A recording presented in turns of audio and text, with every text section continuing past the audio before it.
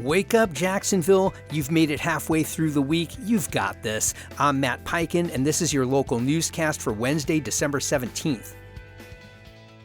4 schools in Duval County remained on precautionary lockout Tuesday amid an ongoing investigation into reported threats made by a non-custodial parent. Chetts Creek, Kernan Trail, J. Allen Axon Elementary, and Kernan Middle Schools were placed on lockout starting Monday. District officials say the parent allegedly threatened anyone who might interfere with an attempt to pick up a student. While only 2 schools were directly involved, nearby campuses were also secured out of caution. Law enforcement continues to investigate, and schools are expected to remain on lockout today. Read more at News 4 Jacksonville.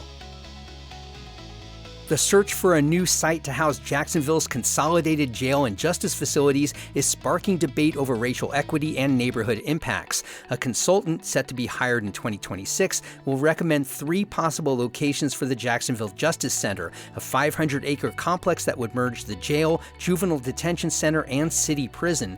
Residents and some city council members, particularly Jimmy Peluso, are pushing to exclude historically redlined and predominantly black neighborhoods. Officials promise a transparent, community-involved process, but concerns persist. You can read more about this in the Times-Union.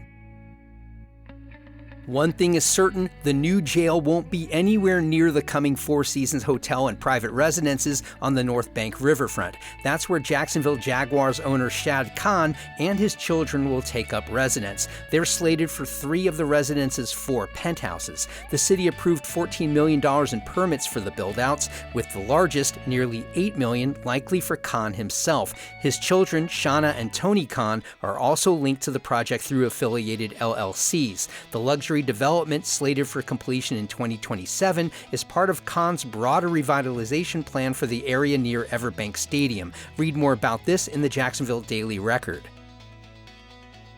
Jacksonville University has successfully retained its accreditation through 2033 after resolving concerns raised last year by the Southern Association of Colleges and Schools Commission on Colleges. The commission had placed JU on warning in 2024 over financial responsibility issues, the mildest form of sanction, but lifted that warning following a recent review. Interim Provost Sherry Jackson praised the university's financial and operational improvements. Key reforms include program cuts, faculty layoffs, and strategic focus on high-demand areas. Accreditation is vital for JU to remain eligible for federal funding and aid. Read more about this in the Times-Union.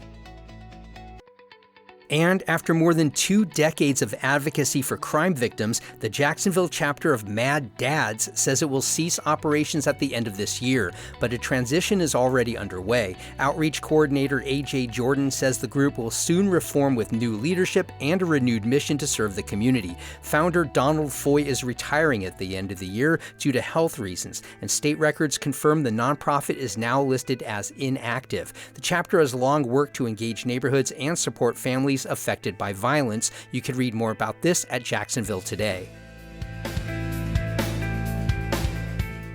If you haven't already, sign up for our free daily newsletter. It's basically this newscast in written form. Go to wakeupjax.transistor.fm. You can also find us on Facebook and Instagram at wakeupjaxfl. And please share this podcast with your friends who care about this city.